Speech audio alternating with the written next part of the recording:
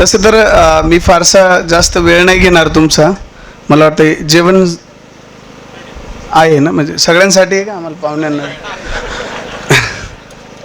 सगळ्यांसाठीच. याचा राहुल कुठं गेला? याचा आवाज बघ बरं. खूप आज जेवायला चांगलं आहे, म्हणजे अनाऊन्स केलं का जेवण काय आहे? कैलास खिचडी आहे आणि मासवडी आहे. ओके, आज नवरात्रीचा पहिला दिवस आहे. आज मासवडी गोड आहे का काही? लापशी. ओके, लापशीचं पण जेवण आहे. थोडी भूक लागली तर जास्त खाता येईल आपल्याला, म्हणून मी थोडं 15-20 मिनटं जास्त बोलतो. आज 15 ऑक्टोबर, काल शनी अमावस्या. सुदैवानं काल अमावस्या ही शनिवारी आली आणि आपल्या कुटुंबातला, आपल्या जीवनामधील जे काही संकट असतील ती काल धुवून आज पौर्णिमेकडं आपण सगळे वाटचाल करतोय. जर आपण विकासाकडं, जर आपण प्रगतीकडं वाटचाल करतोय तर आपल्या चेहऱ्यावर नेहमी हसू असायला पाहिजे. आजकाल लोकांचे चेहरे पाहिले की कन्फ्यूज्ड होतो आपण बऱ्याच वेळा, की तो आनंदात आहेत का दुःखात आहे. सगळ्या सेलिब्रेशनमध्ये तो सारखाच असतो, बरोबर ना? घरात बाहेर कुठेही पाहिलं तर चेहरा सारखा आहे. मग आपण जर सेम राहणार आहे आणि फक्त पैशाची जी सूज आहे ती जर वाढणार आहे तर त्याचा काय उपयोग? आज कॅन्सरचं प्रमाण, डेथचं प्रमाण, मृत्यूंचं प्रमाण खूप वाढलंय.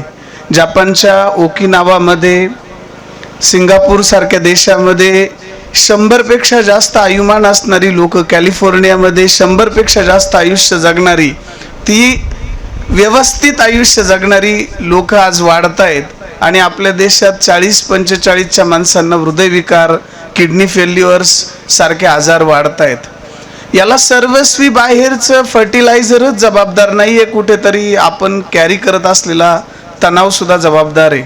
आपण अतिशय चांगल्या ठिकाणी आलो आहे. आजच्या दिवशी तरी कमीत कमी स्माईल कॅरी करू. आणि आज अवघ्या भारतात दांडियाचा महोत्सव साजरा होणार आहे. त्याच्यामुळे मला असं वाटतंय आज तरी आपण आनंदात हे सेलिब्रेट करणं अपेक्षित आहे, बरोबर? Yes, no, right?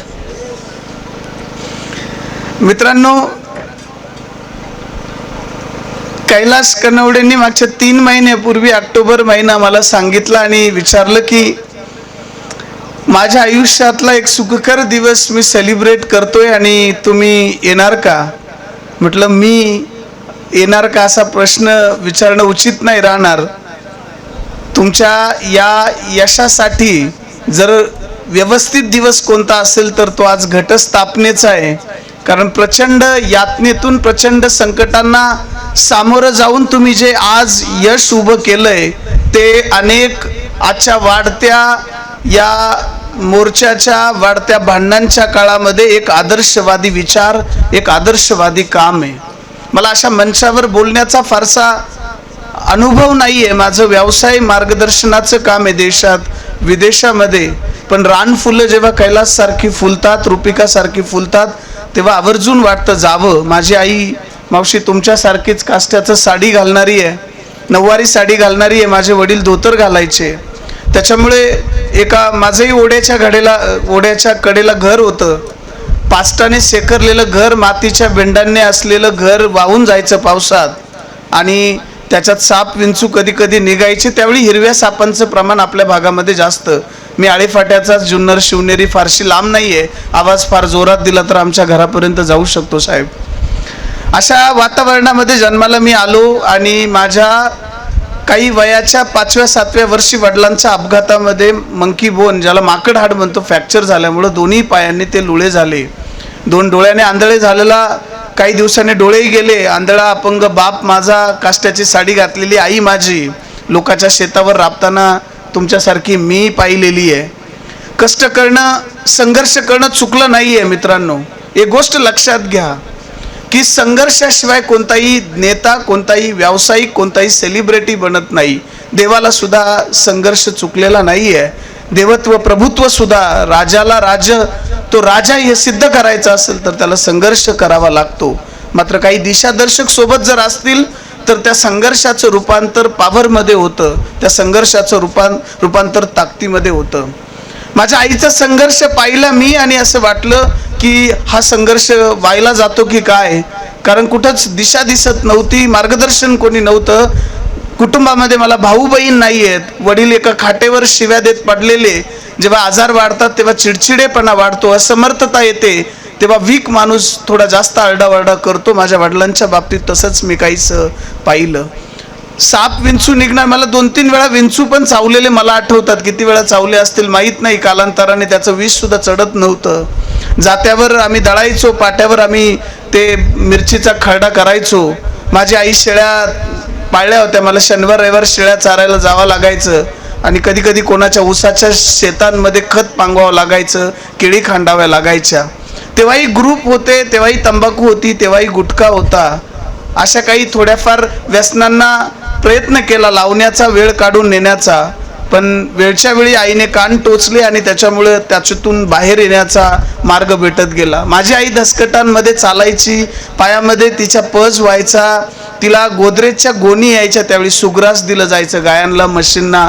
डेअरीमध्ये सुग्रास असायचा. आता पेंड वगैरे सारखे हायटेक खाद्य आलेले आहेत आणि त्या सुग्रासच्या पोत्याला काटून माझी आई त्याचा पायाचा तो काही जो मलमपट्टी असेल, फर्स्ट एड किट करायची. तिला कणत मी रात्री पाहिलंय आणि सकाळी पुन्हा गाणं म्हणत काम करताना पाहिलंय.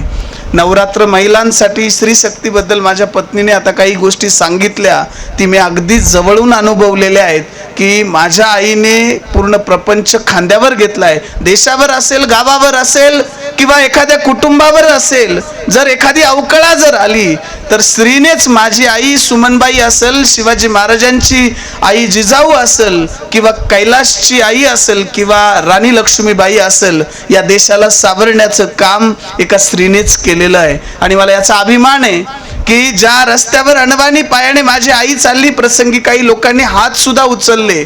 वेळेमध्ये प्रचंड ताकद असते, कधी कधी तीच वेळ तुम्हाला असमर्थ करत असते.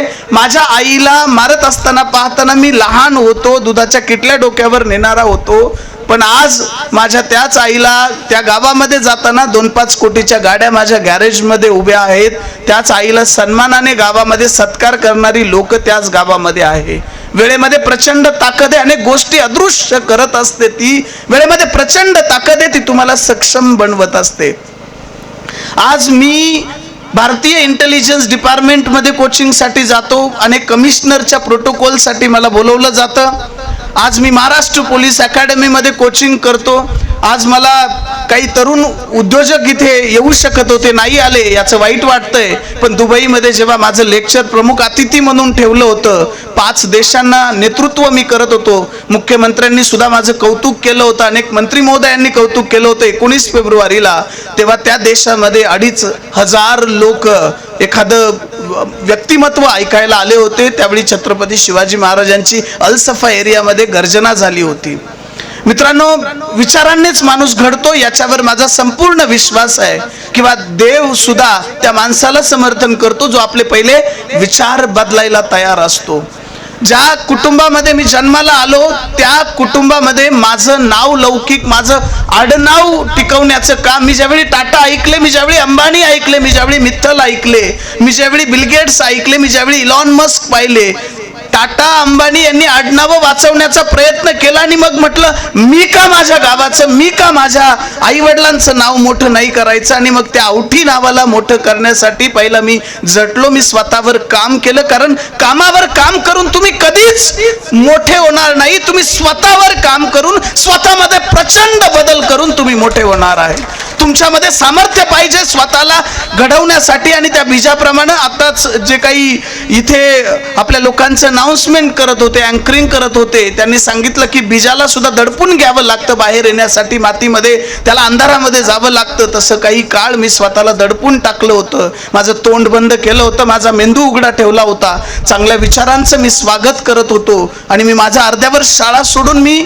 स्वतःला घडवण्यासाठी प्रयत्नशील राहिलो. मी स्वतःला घडवलं, मी अनेक स्थानांवर गेलो. मी तुम्हाला सांगितलं, हे माझं सांगण्याचं किंवा हे काही अभिमान मला तुमच्या समोर, गर्व तुमच्या समोर मांडायचं आहे म्हणून नाही. मला एकच सांगायचं आहे की एका ग्रामीण भागातला अतिशय जवळ स्वामी विवेकानंद काटा थोडे दूर वाटत असतील तुम्हाला, तुमच्या अतिशय जवळ 90-50 किलोमीटरच्या अंतरावर दिलीप आवटी जन्माला आलाय, आणि मी जर आंधळ्या अपंगाचा साप विंचवांच्या मध्ये ओढ्याच्या काठाला जर जन्माला आल्यानंतर मी जर आयुष्यामध्ये काही करू शकतो, तर निश्चितप्रमाणे कोणीही आयुष्यामध्ये जर ठरवलं, मनामध्ये संकल्प केले, तर तो आयुष्यामध्ये काहीतरी भव्य दिव्य असं करू शकतो. महाराजांनी हिंदवी स्वराज्य निर्माण केलं, त्या भूमीत आपण जन्माला आलो, त्या मातीत आपण जन्माला आलो. आपण आपलं दळभद्र आयुष्य ठीक नाही करू शकत, याच्यापेक्षा दुर्दैव काय असू शकते? आपल्या आयुष्याला जर आपण कलाटणी देऊ शकत नाही, तर याच्यापेक्षा तळभद्री गोष्ट काहीच नाहीये. जर तुमचा बँक बॅलन्स चांगला नाहीये, जर तुमच्या कुटुंबामध्ये तुम्ही जर त्यांना पाहिजे ती गोष्ट विकत घेऊ देऊ शकत नाही, तुमच्या मुलांवर चांगले संस्कार करत नाही, तर समाजामध्ये तुम्हाला तोंड उघडून बोलायचा अधिकार नाही. पहिलं आपलं तोंड बंद करा आणि मग कामाला लागा. आणि तोच सल्ला मी कैलासला सुद्धा दिला होता, आणि माझ्या बरोबर जोडलेल्या 1.5 लाख लोकांना सुद्धा मी तोच सल्ला दिला. आणि हजार 10,000 कोटीचे लोक आज मी उभे केलेले आहेत, आज माझ्या सोबत ते उभे राहिलेले आहेत. प्रचंड संघर्ष आहे. आज कैलासच्या बाबतीत जर पाहिलं तर एक छोटस तुटलेलं मातीचं घर, आज तिथे एक स्वप्नातला बंगला उभा आहे. अवघ्या 2-4 वर्षात हा कालावधीत कैलास आमच्या सोबत येऊन 2-4 वर्ष सुद्धा नसतील झाले. आज त्यांचा तो बंगला जोमाने उभा आहे. काय वाटत असेल त्या माऊलीला आयुष्यामध्ये? तो दिवस तुम्ही कमावला ज्या दिवशी तुमच्यासाठी कुणीतरी रडतंय, आणि तो दिवस तुम्ही गमावला ज्या दिवशी तुमच्या मुळे कुणीतरी रडतंय. आज त्या आईला काय वाटत असेल, किती आनंद होत असेल. पुत्राने आज एका स्वप्नातल्या घरात 500 रुपये नव्हते लग्न करायला, अशा अवस्थेमधून आज मुलगा करोडपती झालाय. एका 10 गुंठ्याच्या नर्सरीला प्रचंड संघर्ष करावा लागला. आज तेच कैलास कनवडे 1.5 एकरच्या नर्सरीला चालवतायत आणि पुढे 10 एकरचा प्लॅन करताय. किती आनंदाची गोष्ट आहे. 5-10 हजार असणाऱ्या लोकसंख्येचा माणूस आज आंध्र प्रदेशामध्ये डील करतोय. येत्या 19 नोव्हेंबरला कैलासचा एक मोठा प्रोग्राम दुबईमध्ये होतोय. आपल्या पत्नीसह गल्फ सारख्या देशामध्ये एक साडी घातलेली माऊलीवर ब्लेझर टाकून जाते. किती आनंदाची गोष्ट आहे. विचार करा तुम्ही. तोंड बंद ठेवलं तर काय होतंय, कान उघडे ठेवले तर काय होतंय, थोड्या लोकांना नकार दिला तर काय होतोय पहा. आज त्याच्यासोबतच गेलेल्या पत्नीचं सोनं मिळवलंय. आज त्याच्यासोबतच आपल्या गेलेल्या बोलेरो गाडीला, जुन्या गाडीला विकून आज नवीन गाडीत तो माणूस उभा आहे. आज ट्रेची शीटची फॅक्टरी उभी आहे. अवघ्या 3-4 वर्षात कैलासने 20 वर्षाचं काम करून ठेवलंय. जर आणखी 3 वर्ष तोंड बंद ठेवलं तर हाच कैलास कनवडे महाराष्ट्रामध्ये कनवडे फॅमिलीचं नाव भारतामध्ये नावलौकिक वाढवल्याशिवाय राहणार नाही. याच्यात मला यत्किंचितही संकोच नाही किंवा संशय नाहीये. पण तुम्हाला प्रचंड संघर्ष करावा लागेल. तुम्हाला मोबाईलला पहिली आग लावावा लागेल. तुम्हाला अवांतर गोष्टींपासून दूर व्हावं लागेल. तुम्ही एकतर मोबाईल वापरू शकता किंवा तुम्ही तुमच्या आयुष्याला घडवू शकता. तुम्ही एकतर बोलून मी किती शहाणा हे दाखवू शकता किंवा तुम्ही याच्यासारखं अति श्रीमंत बनू शकता. एकाच वेळी दोन्हीही गोष्टी तुम्हाला शक्य नाही होणार. मी बोलायला गेलो तर कमीत कमी 10-20 लाख रुपये घेतो साहेब. एका प्रोग्रामसाठी मला 1 कोटी रुपयाचं मानधन दिलं जातं. आज माझ्या गावातली माणसं येणार आहेत आणि माझ्या बरोबर उभा असणारा माझा भाऊ काहीतरी घडतोय. त्याच्यामुळे मी माझे सगळे प्रोटोकॉल ठेवून मी इथं आलोय, कारण तुम्हाला काहीतरी सांगता यावं आणि मला त्याच्या पाठीवर हात मारता यावा म्हणून. कारण त्याने कोणताही वाढदिवस साजरा नाही केलेला आहे. त्याने ना मुलांचा वाढदिवस केलाय, ना पत्नीचा वाढदिवस केलाय, ना त्याने कोणतं सेलिब्रेशन केलंय. म्हटलं तुला जर सेलिब्रेशन करायचं असेल तर ते कर. त्या आईच्या डोळ्यात अश्रू येतील असं काहीतरी कर, आनंदाने येतील असं काहीतरी कर. आणि त्या दिवसाला मला दाखवशील, त्या दिवशी मी तुझ्या गावात येईल. खूप विनंती करायचे दोघं मला, माझ्या पत्नीला, आमच्या कुटुंबाला, आमच्या परिवाराला भेटताना. आणि साहेब एक नाही असे हजारो लोक उभे केलेले आहेत. आम्ही आज काही पहिली माळ असल्यामुळं, बिझनेस प्रोटोकॉल्स असल्यामुळं ठराविक लोक इथं आलेली आहेत. पण आज जर तुम्ही पाहिलं तर एक सचिन खुर्द म्हणून आहेत, आज कराड सारख्या भागातून आलेले. Sachin, can you stand up? एवढ्या स्टेज एवढ्या जागेतून याने आपलं काम चालू केलं. ज्योती त्यांची पत्नी आज 4 मजली मॉल त्यांचा त्या कराडमध्ये उभा आहे. लाखो करोडोचा व्यवसाय हा माणूस करतोय अवघ्या 3 वर्षामध्ये. आप्पासाहेब शिंदे आज 32 शिराळ्यामधून आलेले आहेत. हा माणूस आज जय भवानी हार्डवेअरची फार मोठी फॅक्टरी चालवतोय, हार्डवेअरचं दुकान चालवतोय, पाईपची फॅक्टरी चालवतोय, 9-10 एकर जमिनीला विकत घेऊ शकलाय. आज संजय इथे आपल्यामध्ये कनसे आहेत, हे पुसे सावडी मधून आलेत, कोल्हापूर भागातून. आज 3 सोन्याचे शोरूम चालवतायत, लाखो करोडचा व्यवसाय, 100 पेक्षा जास्त लोकांना रोजगार दिलेला आहे. स्पर्श क्रिएटिव्हचा मालक आज इथं आलाय, दिवसाला 5-25 लाख रुपयाचं उत्पन्न आहे या माणसाचं. योगेश मालुसरे, तानाजी मालुसरेच्या गावातून आलेला माणूस आहे हा. आज पण 1 कोटीची पेनल्टी होती, जीव द्यायला निघालेला माणूस आज 50 लाखाच्या गाडीत आपल्या कुटुंबाला घेऊन फिरतोय. आज 2 पेनचे शोरूम आहेत इथे, अनेक लोक आहेत. मुकुंद कदम आहे, डायमंड फॅक्टरी टूल्सला जे लागतात, SPU टूल्स कटिंगचं काम पाहत होतो. जे चंद्रावर जो यान गेलं त्याचा जो छोटा जो शाफ्ट बनला होता त्याचं काम करण्याचा योग मुकुंदला आला. आज टाटा सारख्या कंपन्यांबरोबर काम करतोय. संजय असेल आपल्यामध्ये किंवा निलेश खलाते असतील, अशोक ढाकणे तिथे. आज हा ऊसतोडीवाल्याचा माणूस 40 कोटी रुपयाचा व्यापार करतोय, शेअर लिस्टेड करतोय. आपला प्रथमेश एंटरप्राइजेसचं काम, एक चपाती खिशात घालून आपल्या पत्नीला देणारा माणूस फक्त ध्येय वेडा झाला आणि आज कुठे पोहोचलाय. दीपक कोतकर सारखा माणूस आज माझ्या समोर उभा आहे. आज हा अवघ्या महाराष्ट्राला जिम इक्विपमेंट्स असेल किंवा मोठमोठ्या पोल सारख्या फॅक्टऱ्यांचं सप्लाय करतायत. मुलगा विराज त्यांच्या खांद्याला खांदा लावून उभा आहे. यांच्या सगळ्यांच्या पत्नी आज या बाजूला बसलेल्या आहेत आणि त्याही तितक्याच खांद्याला खांदा लावून उभे आहेत. विकी सारखा माणूस असेल किंवा शीतल सारखी एक गृहिणी असेल, बिलियनियर्स सिक्रेट सारखा ब्रँड ते बाहेर न्यायला लागले. आज अनेक लोक आहेत इकडे. या बाजूला जर तुम्ही पाहिले, विजय दाभाडे स्पाइसेस सारखा माणूस आपली फॅक्टरी विकायला, यंग पोरगा होता. सर काय करू म्हटलं, 2 वर्ष मला दे म्हटलं फक्त तुझे. आज दाभाडे स्पाइसेस जो 1 लाख रुपये पैसा भरू नव्हता शकत, जो करोडो मध्ये टॅक्स भरतोय, आज दुबई सारख्या किंवा साऊथ आफ्रिका सारख्या देशामध्ये, नेपाळ सारख्या देशामध्ये एक्सपोर्ट करायला निघालेला आहे. प्रचंड पैसा आहे आपल्या देशामध्ये. आपण फक्त साहेब अगरबत्तीच्या काड्या चायनावरून 1 लाख कोटीच्या मागवतो एखाद्या वर्षामध्ये. किती मोठा व्यापार आहे. काय तुम्हाला फक्त विकता आलं तर तुम्ही काही करू शकता, फक्त तुम्हाला अवांतर गोष्टीतून बाहेर निघता आलं पाहिजे. अतिशय पोट तिटकीने सांगतोय मी तुम्हाला, रान फुलं आहेत तुम्ही सगळे. चंद्रशेखर डांगे सारखा माणूस आज CDILचा हब चालवतोय, US स्टील स्ट्रक्चर डिझायनिंगचं काम करतोय. तुषार देवरे सारखा माणूस HDFCतून रिटायरमेंट, HDFCतून VRS घेऊन आज जवळपास आपल्या वडिलांना मर्सिडीज गाडी गिफ्ट केली. आज डांगे साहेबांनी आपल्या वडिलांना जॅग्वार गाडी गिफ्ट केलेली आहे. सगळ्यात मोठा मॉल चालवणारा एशियामधला आज प्रथमेश जगताप आपल्यामध्ये उभा आहे. आज मिस्टर ऑटोमोटिव्हच्या नावाने नाशिकला 4-5 कोटीचा फ्लॅट विकला जातो आणि मोठ्या लेवलचा मॉल ते चालवतात. रवी निकम असेल इथे किंवा आपल्यामध्ये असणारा निलेश असेल, मोठा सायंटिस्ट आहे. 2-2, 3-3 कोटीचे त्यांचे बिझनेसेस पुण्यामध्ये आज उभे आहेत. अविनाश सारखा मंगलम ॲग्रोचा ओनर मंचर सारख्या एका छोट्या भागातून उभा राहिलेला आहे. एवढंच असू द्या, एक माणूस आता मी तुम्हाला भेटवतो. अनेक लोक आहेत, दिगंबर मामा सारखे अनेक उदाहरण आहेत देण्यासारखे. खूप वेळ नाही घेणार, पण तुमच्या आतमध्ये पहिली आग लागावा म्हणून मी सांगतोय तुम्हाला. ही सगळी माणसं आपले लाखो कोटीचा व्यवसाय सोडून फक्त तुम्हाला एक उदाहरण दाखवायला आलेले आहेत का जर बाहेर राहून उन्हात एखाद्याच्या घोषणा देण्यापेक्षा जर तुम्ही उन्हात राहून या लोकांचा आदर्श ठेवून आयुष्य घडवलं तर एक दिवस तुम्ही निश्चित या देशामध्ये क्रांती करू शकता. निश्चित या देशामध्ये तुम्ही तुमचा व्यवसाय व्यापार मोठा करू शकता आणि तुमच्या हातात ते कर्तृत्व, तुमच्या हातातलं ते नेतृत्व पाहून तुमची मुलं सुद्धा तुमच्या पावलावर पाऊल टाकून चालतील.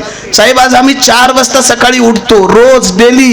हे लोक जेव्हा मेडिटेशन करतात, हे लोक जेव्हा आपल्या स्पिरिच्युअल ऍक्टिव्हिटी करतात तेव्हा यांची मुलं पाहत असतात. कनवड्यांना विचारा, तुमच्या परिवारातलाच माणूस आहे. सकाळी 4-4:30 वाजता हे 2 वर्ष माझ्या बरोबर उठत होते, आपले प्रोटोकॉल फॉलो करत होते, बाकीच्या अवांतर गोष्टीमध्ये नव्हते.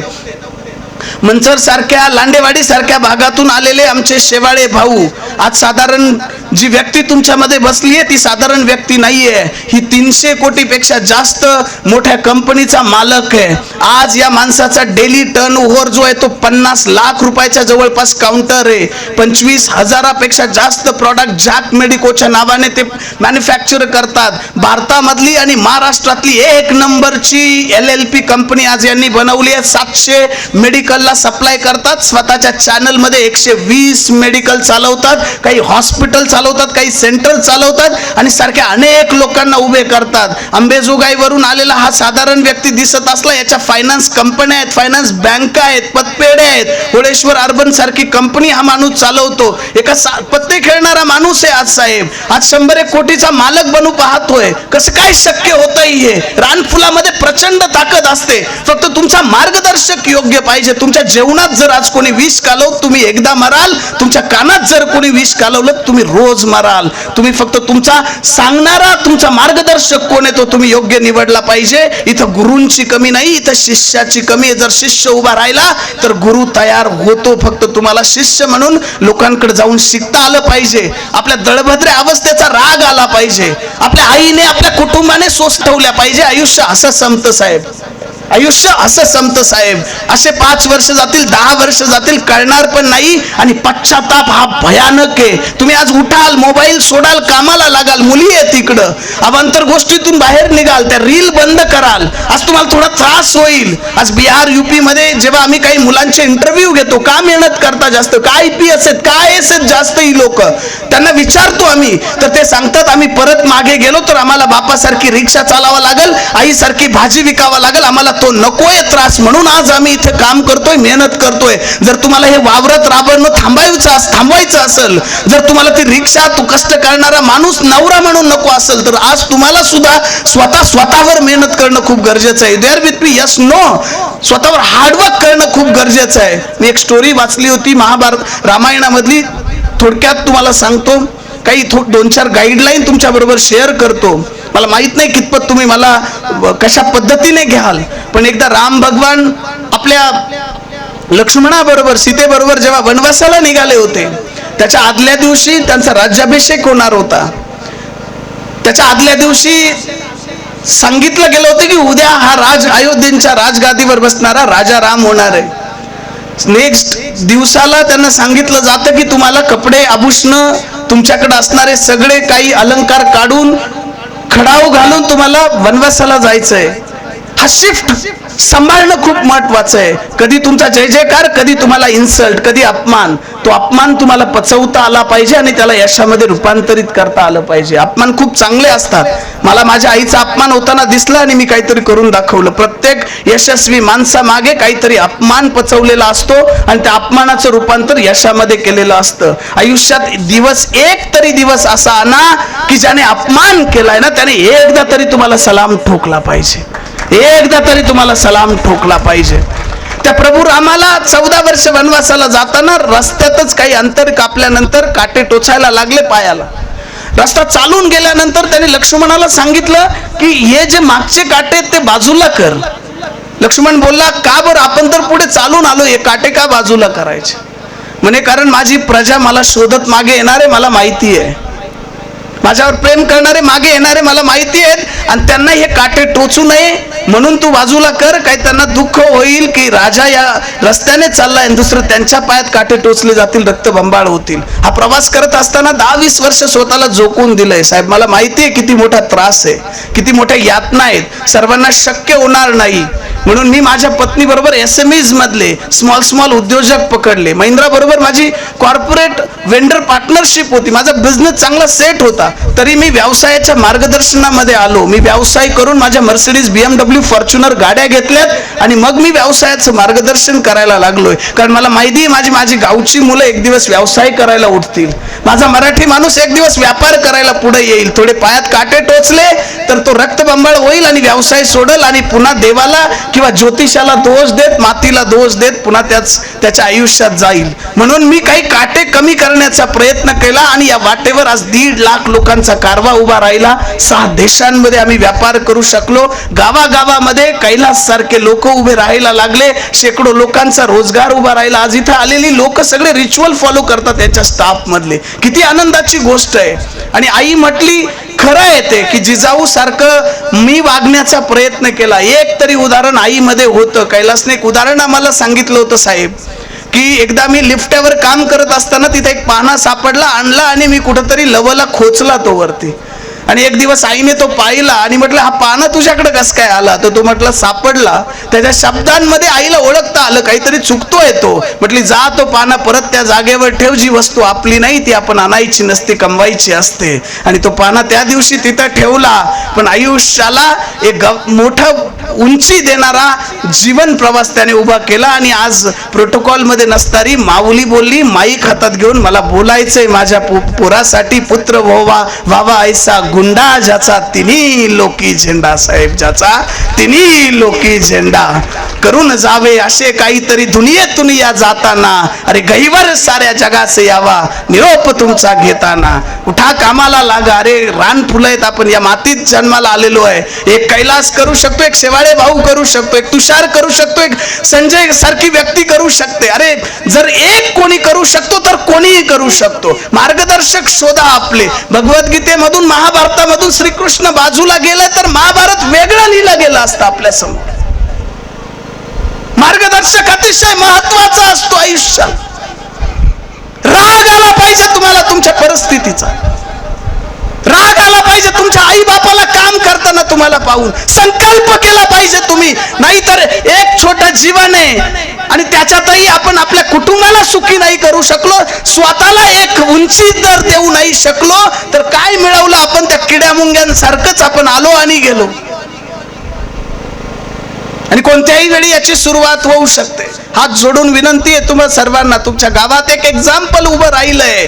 पहिला नंबर कैलासचा आहे, आता नंबर तुमचा आहे. You there with me. पहिला नंबराचा इथे आहे. तुम्हाला आता सुरुवात करायची आणि एक एक्झाम्पल उभं करायचं आहे. या नवरात्राच्या दिवसामध्ये संकल्प करा. काही दिवस स्वतःला कोंडून घ्या. देवाने 14 वर्ष काम केलं, देवत्व झालं. कमीत कमी 1 वर्ष तरी आज आपण संकल्प करूयात स्वतःवर काम करण्याचा. 1 वर्ष तरी आपण पुस्तकांना वाहून घेऊ, थोर विचारक लोकांना वाहून घेऊ, चांगल्या लोकांबरोबर जाण्याचा प्रयत्न करू. आणि ज्या दिवशी तुम्ही स्वतःला घडवाल ना, तेंडुलकरने लाखो वेळा बॅट चालवली, ऊन वारा पाऊस नाही पाहिला, तो भारतरत्न झाला. लता मंगेशकरने कोल्हापूरच्या गल्ल्यांमध्ये सकाळी 4 वाजता उठून रियाज दिला आणि ती एक गायन सम्राज्ञी आणि भारतरत्न प्राप्त झाला. मोहम्मद अलीने बॉक्सिंग चॅम्पियनवर तेवढं काम केलं. अंबानीजने स्वतःच्या व्यवसायावर तेवढंच काम केलं. आज तुम्हाला सुद्धा काही दिवस कोंडून स्वतःवर तेंडुलकर सारखं काम करता आलं पाहिजे, वाहून घेता आलं पाहिजे, आपलं तोंड बंद करून कान उघडे ठेवता आले पाहिजेत. You there with me? Yes, no? आणि हे सहज शक्य होणार आहे माझ्या बांधवांनो. तुमच्याच मातीत मी जन्माला आलोय म्हणून हात जोडून विनंती करतो. आयुष्याला वळून पाहिल्यावर अभिमान वाटला पाहिजे, त्या कामाला सुद्धा अभिमान वाटला पाहिजे का याने मला केलेलं आहे. तुमच्या पुढच्या जीवन प्रवासाला मी खूप साऱ्या शुभेच्छा देतो. फारसा वेळ घेत नाही, पण आई तुळजाभवानी, माँ लक्ष्मी, सरस्वती तिच्या नरम हातामध्ये तुम्हाला तुमच्या कुटुंबाला नेहमी सुरक्षित ठेवू. तुमच्या आयुष्याला तुम्ही घडवण्यासाठी कुठल्या ज्योतिष किंवा कुठल्या कुंडलीची गरज नसते. या मातीमध्ये यांनी नर्सरी चालवली आहे. त्या नर्सरीमध्ये, त्या मातीमध्ये जे झाड लावल तेच उगवतं, ज्या झाडाची काळजी घेतली जाते तेच उगवतं. अगदी आयुष्याचंही तसंच आहे. इथं कोणतं बीज पेरलंय तेच उगवतं. म्हणून माणसाच्या स्वभावाला नेचर म्हणतात आणि म्हणून निसर्गाला सुद्धा नेचर म्हणतात. का बरं? कारण दोघांमध्ये जे लावलंय तेच उगवतं. कहेत कबीर सुनबाई साधो, करनी का फल पाएगा, बोया पेड़ बबूल का तो फिर आम कहाँ से खाएगा. जर लावलाय बबूल तर आम नाही भेटणार तुम्हाला. विचारांमध्ये बदल केले तर तुमच्या फिलिंग, भावनांमध्ये बदल होतात. भावनांमध्ये बदल केले तर तुमच्या ॲक्शन चांगल्या होतात. ॲक्शन चांगल्या झाल्या तर तुमच्याकडे रिझल्ट चांगला येतो. ह्या रिझल्टसाठी तुम्हाला विचारांवर काम करावं लागेल. मी तुमच्या पुढील आयुष्यासाठी खूप साऱ्या शुभेच्छा देतो. साई समृद्धी ही एक नर्सरी एंटरप्राइजेस, आजची फॅक्टरी सफल आपलं काम करू अशी ईश्वराकडे प्रार्थना करतो. माझ्या कुटुंबाकडून, आमच्या इनर सर्कलच्या सगळ्या परिवाराकडून आणि तुम्हाला खूप साऱ्या आजच्या पहिल्या माळेच्या दिवशी शुभेच्छा देतो. इथे आलेल्या सगळ्या IC परिवारासाठी एकदा आपण जोरदार टाळ्या वाजवूयात. रुपिका ज्या खांद्याला खांद लावून त्यांच्याबरोबर उभ्या होत्या त्यांच्यासाठी एकदा टाळ्या वाजवूया. शी इज रिअली अ सीता. कुठं गेल्या रुपिका मॅडम? खूपच कष्ट घेतलेत त्यांनी, आजारपण दूर केलेत, मुलांना वेळ देऊन, बिझनेस सांभाळून, घरचं सांभाळून सासू सासरे सांभाळून करणं सोपं नसतं साहेब. आणि तेवढंच समजूतदारपणा दाखवल्याबद्दल पत्नीबद्दल कैलासचे पण विशेष आभार. एकदा कैलाससाठी जोरदार टाळ्या वाजवूया, अंतःकरणातून वाजवूयात. त्यांना खूप मोठं व्हावं म्हणून आपण शुभेच्छा देऊयात. तुम्ही जेवढं द्याल ना तेवढं परत तुम्हाला भेटतं. निसर्गाचा नियम आहे रे, मुठभर पेरलं का पोतभर उगवतं. सो जर चुकून माझ्याकडून काही चुकलं असेल तर एक तुमच्यातलाच गावचा माणूस समजून मला क्षमा करा. पण मनामध्ये एकच इच्छा होती की तुमच्यामध्ये एक जरी विचार, एक जरी थिणगी पडली तर तुम्ही खूप मोठी एक वनवा बनून काम कराल. त्या छत्रपती शिवरायांना वंदन करतो आणि तुमच्या सर्व आजच्या उपस्थितीबद्दल तुमचं विनम्र अभिवादन करतो. खूप खूप धन्यवाद. Thank you so much. Thank you so much. आपली माणसं आपलं दुकान श्री स्वामी समर्थ क्लॉथ आणि मॅचिंग सेंटर, तसेच श्री स्वामी समर्थ एंटरप्राइजेस होलसेल कापड दुकान. अकोलेकरांच्या पसंतीस उतरलेलं कापड विश्वातील लोकप्रिय नाव म्हणजे श्री स्वामी समर्थ कापड दुकान. मनमोहक वस्त्रालंकार, वाजवी किंमत आणि विनम्र सेवा. 6 वार साडी, 9 वार sari, Banarasi silk, suiting, shirting, Manchar टोपी, टॉवेल, शाल, नॅपकिन, फेटा, इनरवेअर आदी साहित्य एका छताखाली. लग्न बस्त्यासाठी खास अद्ययावत व्यवस्था, तसेच लग्न बस्त्यावर ट्रॉली बॅग फ्री. लहान मुलांच्या असंख्य व्हरायटीजचे मनमोहक कपडे. महिलांसाठी होलसेल स्वतंत्र साडी विभाग, तसेच स्वतंत्र लेडीज आणि जेंट्स विभाग. एक वेळ अवश्य भेट द्या. खरेदी करा मनमोहक वस्त्र आणि खुलवा आपलं सौंदर्य. आमचा पत्ता शाखा नंबर 1 श्री स्वामी समर्थ क्लॉथ व मॅचिंग सेंटर, अगस्ती कॉम्प्लेक्स, पहिला मजला, बाजार तळाजवळ, अकोले, तालुका अकोले. आणि शाखा number 2 Shri Swami Samarth enterprises wholesale कापड दुकान, भिंगारे गोडाऊन शेजारी, दत्त मंदिर रोड, कचेरी परिसर, अकोले. प्रोप्रायटर बेनके बंधू. संपर्क 75 88 51 31 33 आणि 024 24 22 33 24.